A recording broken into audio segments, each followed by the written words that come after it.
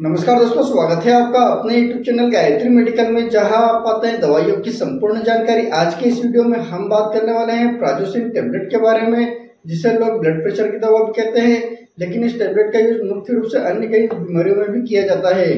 जानेंगे इस वीडियो में यह टेबलेट क्या है, यह टेबलेट आपको मार्केट में किस नाम से मिल जाती है, इस टेबलेट का यूज वास्तव में किन किन बीमारियों को ठीक करने के लिए यूज किया जाता है, इस टेबलेट का क्या डोज रहता है और इसे कितने दिन तक लिया जाता है, इस टेबलेट को लेने पर कौन कौन से साइड इफेक्ट हो सकते हैं, इसके अलावा और भी कई अन्य महत्वपूर्ण बातें जानेंगे इस वीडियो में। तो बने रहिए वीडियो के अंत तक, जिससे कि आपको इस टेबलेट के बारे में पूरी जानकारी मिल सके। तो चलिए वीडियो की शुरुआत करते हैं।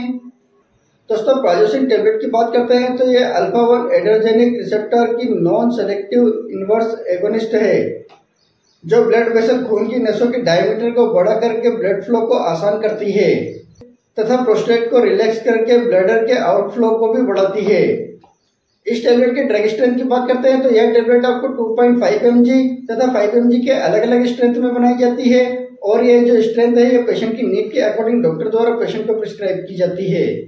इस टेबलेट के ब्रांड नेम की बात करते हैं तो यह टेबलेट आपको मार्केट में बहुत सारे ब्रांड नेम से मिल जाती है, जैसे प्रेसोपिल, प्राजोप्रेस, मिनी प्रेस। ये कुछ पॉपुलर ब्रांड नेम है। हो सकता है आपके एरिया में किसी और ब्रांड नेम से मिले तो आप उसे भी यूज कर सकते हैं, बस ध्यान रहे कंपोजिशन सेम होना चाहिए। अब बात कर लेते हैं इस टेबलेट का यूज कौन कौन सी बीमारी को ठीक करने के लिए यूज किया जाता है।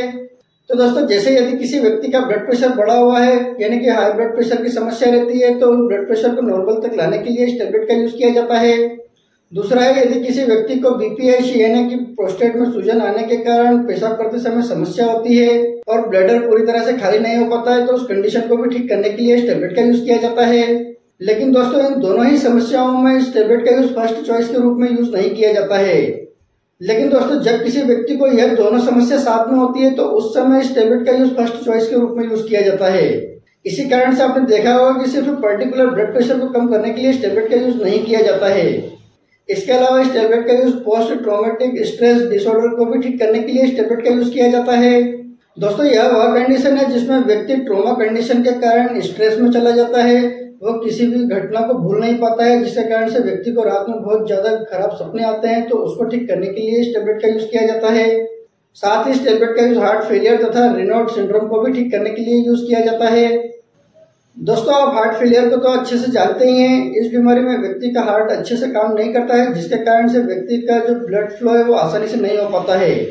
और रेनॉल्ड सिंड्रोम वह स्थिति है जिसमें व्यक्ति की जो छोटी छोटी आर्टरीज है उसमें मरोड़ उठने के कारण ठीक से ब्लड फ्लो नहीं हो पाता है। और यह समस्या मुख्य रूप से आंख, नाक, कान, मुंह, हाथ की हथेली तथा निप्पल में देखा जाता है। और दोस्तों, जब आर्टरी का जो ब्लड फ्लो है वो बंद हो जाता है तो उस समय व्यक्ति का पर्टिकुलर एरिया में जो स्किन का कलर है वो डिस्कलरेशन हो जाता है, यानी कि वहां की स्किन सफेद दिखाई देने लगती है। तो उस कंडीशन को भी ठीक करने के लिए इस टेबलेट का यूज किया जाता है।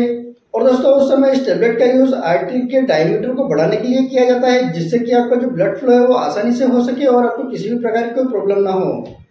तो दोस्तों, इस प्रकार की इन सारी समस्याओं को ठीक करने के लिए इस टेबलेट का यूज किया जाता है, और हो सकता है डॉक्टर अपने एक्सपीरियंस के अनुसार किसी अन्य बीमारी को भी ठीक करने के लिए इस टेबलेट का यूज कर सकते हैं।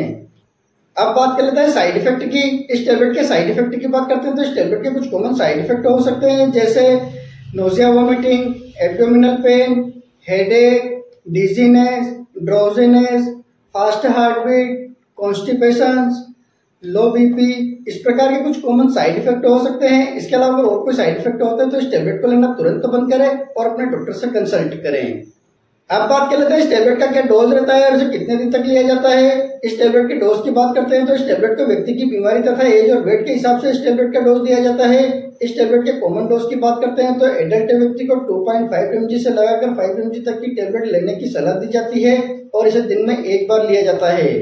दोस्तों, ध्यान रहे यह टेबलेट एक ही समय में ली जाती है और इसे शुरुआत के 10 दिन तक ही लिया जाता है, और बाद में इसे आवश्यकता के अनुसार लंबे समय तक भी डॉक्टर द्वारा दी जा सकती है। दोस्तों, अक्सर देखा गया है कि जब किसी व्यक्ति को यह टेबलेट पहली बार दी जाती है तो उस व्यक्ति को उठने बैठने में चक्कर आने लगते हैं। इसलिए इस टेबलेट का पहला डोज रात के समय लेने की सलाह दी जाती है, ताकि व्यक्ति रात भर आराम से सोता रहे और उसको किसी प्रकार की कोई प्रॉब्लम ना हो। तो दोस्तों, जिस प्रकार से आपको डॉक्टर ने लेने को कहा है आप उसी प्रकार से इस टेबलेट का यूज करें, जिससे कि आपको इस टेबलेट का बहुत ही अच्छा रिजल्ट मिल सके।